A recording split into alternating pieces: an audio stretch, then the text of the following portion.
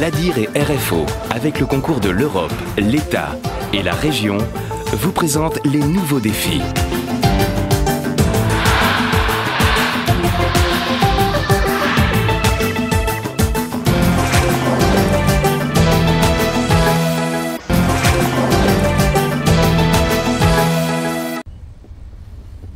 C'est un tunnel que nous aimerions tous pouvoir emprunter le plus rapidement possible. C'est aussi le lieu de travail de Raissa.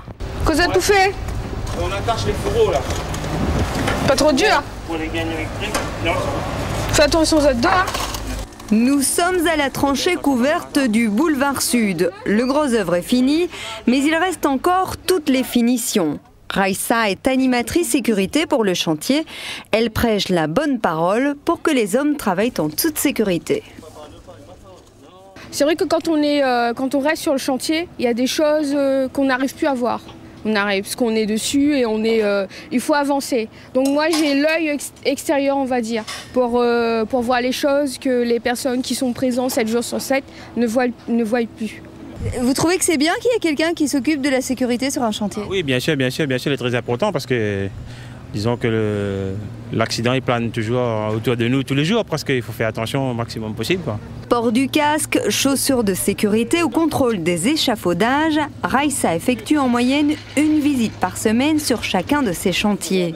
En dehors de cela, elle s'occupe plus globalement de toute la sécurité de l'entreprise.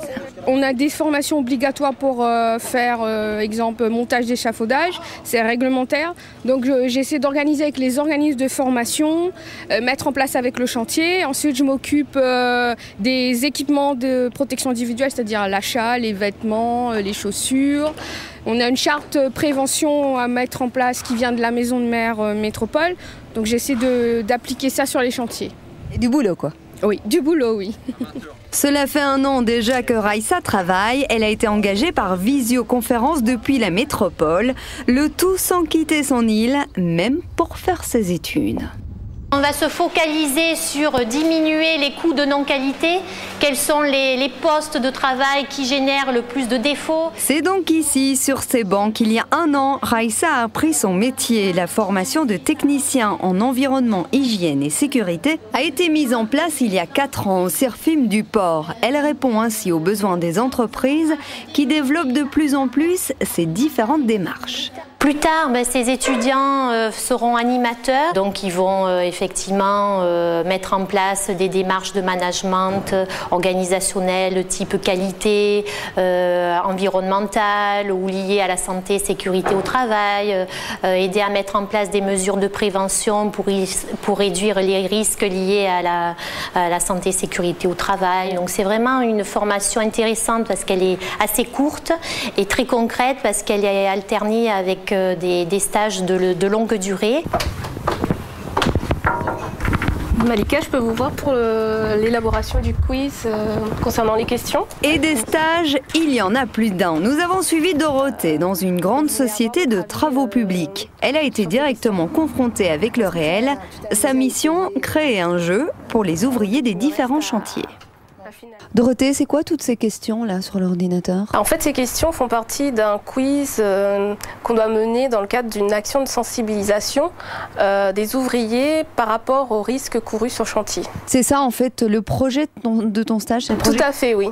C'est le projet que je dois mener depuis 1 mois. Le côté pratique donc pour Dorothée, c'est qu'elle peut aller sur le chantier, donc constater effectivement l'application de ces 3 domaines, hygiène, sécurité, environnement, et par là même mener une action et puis se rendre compte un petit peu que au-delà de la théorie, il y a l'imagination, l'innovation d'action qu'il faut envisager sur les chantiers pour faire passer des messages. Faire passer des messages, c'est pour cela qu'ils ont notamment des cours de communication ou de management des hommes. En tout, ces jeunes passeront près de 4 mois en entreprise, 6 au CIRFIM. Les cours seront donnés ici et en métropole. Donc ils partent en métropole pendant 3 mois. Ils seront accueillis pendant les 2 premières semaines au CESI, qui est le Centre d'études supérieures en industrie, afin de finaliser leur partie d'apport pédagogique sur la qualité, la sécurité et l'environnement. Ensuite, le reste du temps, ils vont aller en entreprise. Comment vous vous voyez plus tard, vous? Je me verrais bien travailler au niveau de la sécurité, parce que c'est un domaine très complet, très demandeur également. Donc la sécurité pour moi, ce serait vraiment la suite logique de ma formation. Et si Heidi préfère la sécurité, Gabriel, lui, était plutôt intéressé par la qualité. Il est sorti il y a 2 ans de cette formation du CERFIM et il est maintenant responsable qualité dans une entreprise de maintenance des stations-service. Aujourd'hui, il doit vérifier si les litres débités affichés sur la pompe sont exacts.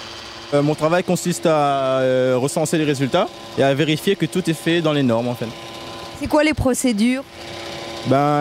Tout d'abord, on procède par un mouillage de la jauge pour bien mouiller les parois, toutes les parois de la jauge et mettre à température ambiante.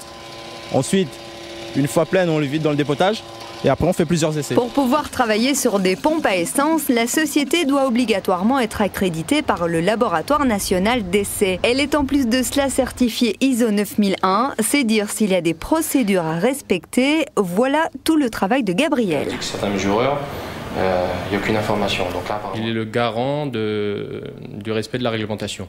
Donc avec son œil extérieur, puisqu'il dépend directement de moi, il ne fait pas partie du service production ni du service commercial, il est complètement neutre. Et donc c'est un atout intéressant pour la satisfaction du client. C'est important pour une entreprise justement de mettre en place des démarches qualité. Aujourd'hui, ça devient un standard pour tous les clients. Le fait de savoir exactement qu'ils sont une entreprise certifiée en face, qui répondent à leurs besoins, c'est un gage de qualité, oui, et d'efficacité aussi. Un atout pour les entreprises, du travail presque assuré pour les jeunes, un métier varié et des opportunités d'embauche en métropole ou ailleurs. Il ne vous reste plus qu'à vous lancer.